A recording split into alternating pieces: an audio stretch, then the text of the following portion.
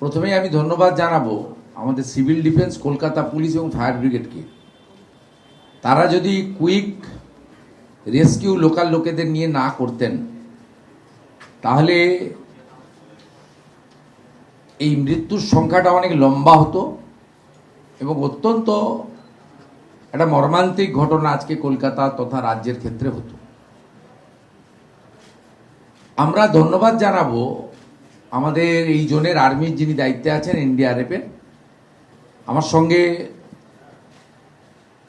2:30 নাগাদ সিএসের যখন কথা হয় মাননীয় মুখ্য সচিবের, তখনই আমরা সিদ্ধান্ত নিই যে আর দেরি না করে আমরা আর্মিকে কল করব। প্রসেস কমপ্লিট হওয়ার আগেই তারা কিন্তু আর্মিকে এবং এনডিআরএফকে পাঠিয়ে দেন। 1 ঘন্টার মধ্যে তারা 3:15-20 থেকে পুরো রেস্কিউ অপারেশনে হাত লাগান। এখন অবধি মোট 21 জনকে উদ্ধার করা গেছে।